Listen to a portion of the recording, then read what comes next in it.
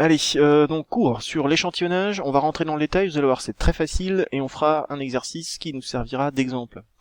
Donc l'échantillonnage, je vous le disais dans la première vidéo, la problématique est la suivante, on connaît la réalité de la population, et on aimerait savoir si l'échantillon qu'on a en face de nous, qu'on observe, qu'on interroge, est conforme à la réalité attendue. Voilà l'idée. Alors, l'idée est la suivante. J'ai une loi binomiale de paramètres NP, dont une réalisation c'est le nombre de succès, où P c'est la probabilité du succès, et N c'est le nombre de fois où on répète l'opération élémentaire. Je divise cette variable aléatoire par N, et j'obtiens du coup une variable aléatoire dont une réalisation est la fréquence des succès. Par exemple, si j'ai 2 succès, 2 sur N, c'est la fréquence des succès. Voilà l'idée. En fait, ce qu'on va utiliser, c'est un théorème du chapitre d'avant, qui est un théorème qui est pas simple, qui est le théorème de Moivre-Laplace, qui nous permet d'approcher cette loi binomiale par une loi normale.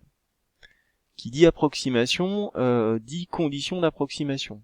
C'est un résultat limite. Alors, je vais pas rentrer dans le détail, on le verra après. Et du coup, tout ça, ça nous permet d'obtenir ce qu'on appelle un intervalle de fluctuation, dont la formule est ici.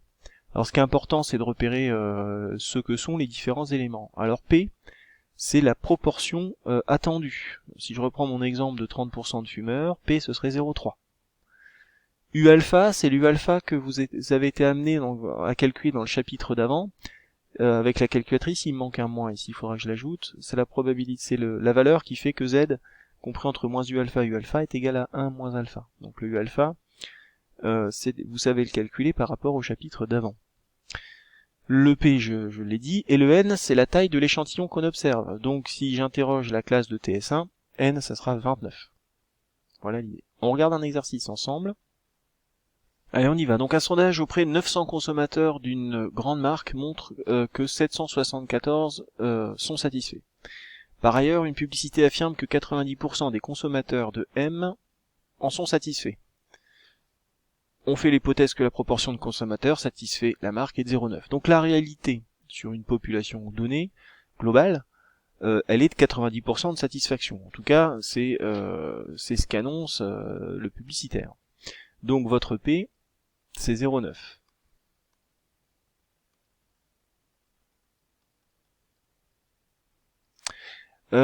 Ok. Votre N, c'est la taille de l'échantillon sur lequel on est en train de vouloir avoir des informations. Donc c'est 900.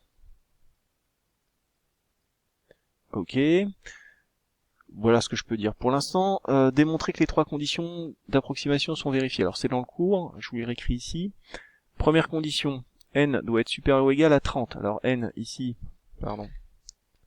N c'est 900, c'est supérieur ou égal à 30. Pas de difficulté. NP, c'est 900 fois 0,9, c'est-à-dire 810. Ça doit être au-dessus de 5, c'est au-dessus de 5. N1 moins P, ça doit être aussi au-dessus de 5, 900 fois 0,1, 1 moins 0,9, c'est 90, c'est au-dessus de 5 aussi. Voilà, première condition, deuxième condition, troisième condition, elles sont vérifiées. On écrit les conditions sont vérifiées. Alors les conditions, elles sont écrites dans le chapitre d'avant, c'est les conditions à partir desquelles on peut considérer qu'on peut approcher la loi binomiale par une loi normale. Le théorème, c'est un théorème avec une limite à l'intérieur, donc à partir d'un certain moment, on peut considérer qu'on peut appliquer des conditions. C'est des conditions qui sont empiriques, c'est-à-dire qu'on sait que ça marche à peu près quand c'est comme ça. En fonction du contexte et de la qualité des données, ces choses-là peuvent changer, on obtient des choses qui peuvent être compliquées.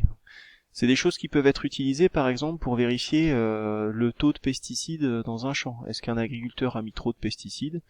C'est le genre de choses qu'on peut faire. Il y a des métiers autour de ça, des gens qui ne font que des tests pour savoir si une eau est potable, savoir si un champ produit des légumes qui vont être propres à la consommation par exemple. Donc voilà pour la première question. Donc je vous l'ai dit, les conditions là, elles sont valables en terminale, parce que c'est dans le programme, après on peut en avoir d'autres en fonction des cas, mais c'est pas du tout votre programme, je vous le dis simplement pour information. Déterminer l'intervalle de fluctuation I à 95%. Alors le 95%, ça veut dire que votre seuil de risque est à 5%. Seuil de risque à 5%. Ça, c'est la même chose. C'est identique à seuil de confiance de 95%. Ça, c'est pareil. Et pour vous, quelle information ça vous donne? L'information que ça vous donne, ça veut dire que alpha, c'est 0,05. Donc, dans la formule, je vais aller la rechercher. Voilà, donc la formule, la voilà. Votre P, vous l'avez. Votre N, vous l'avez, c'est 900. Votre P, on a dit que c'était 0,9. Donc ce qui manquait, c'était U alpha. Donc U alpha, on va prendre la calculatrice. Le U alpha, donc c'est le U de 0,05, qui est une valeur qui est censée être connue. Vous êtes censé la connaître. Bon, après, je me doute que dans ces conditions, vous la connaissez pas. Donc ça, on va prendre la calculatrice.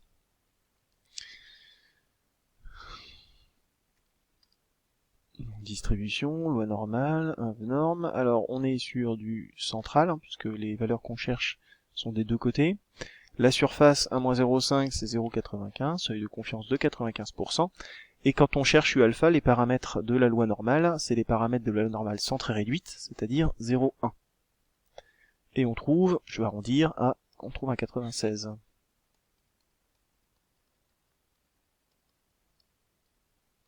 Du coup, l'intervalle de fluctuation,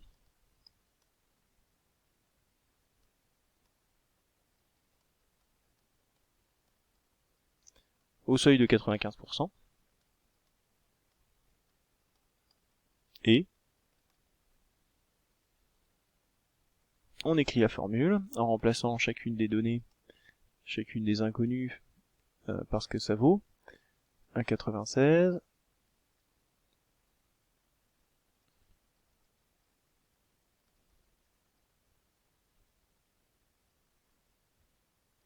et la même chose avec un plus.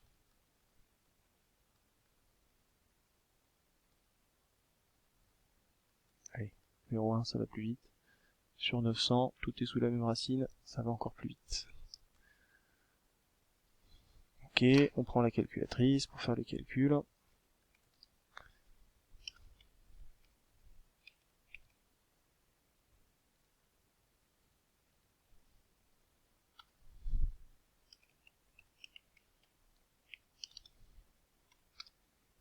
On trouve 0,88, je vais arrondir à 10 moins 2 près. Et la valeur, l'autre borne de l'intervalle. Je remplace le moins par un plus, et on obtient 0,92. Encore une remarque avant de terminer cette vidéo, observez que l'intervalle, il est centré autour de 0,9, alors c'est assez normal, parce que, en fait,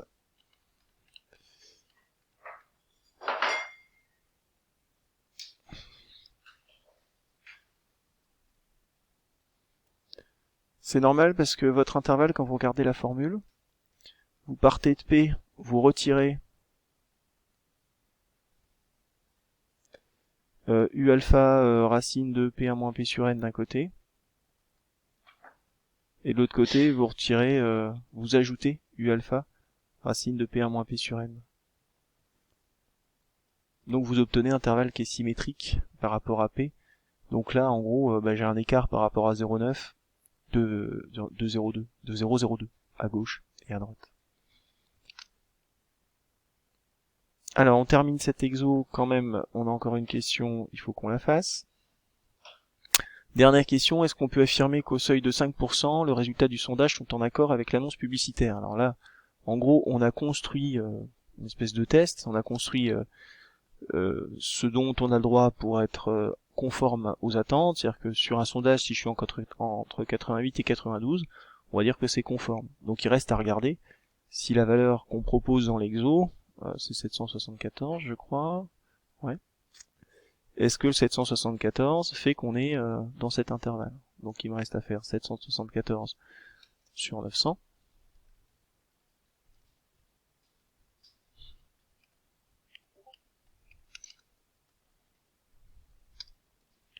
On trouve 0,86. 0,86 ça n'appartient pas à I, hein, dans l'exercice cet intervalle il s'appelait I. Conclusion, bah, on peut dire que a priori l'échantillon n'est pas conforme. Donc la seule chose qu'on peut dire, c'est que l'échantillon des personnes qu'on a interrogées ne sont pas à 90% satisfaits. Ça veut pas dire que la publicité est mensongère, mais ça veut dire qu'en tout cas, cet échantillon-là ne permet pas de prouver ça. L'échantillon n'est pas conforme.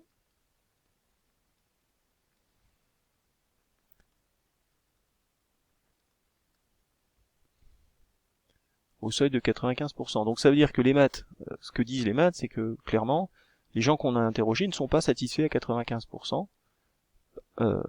Plutôt, ils sont pas satisfaits à hauteur de 90% du produit, au seuil de confiance de 95%. Après, libre à chacun, au décisionnaire, à l'entreprise, d'y voir ce qu'il veut. Est-ce que derrière on peut considérer que la publicité est mensongère ou pas? Ça, c'est pas les mathématiques qui y répondent.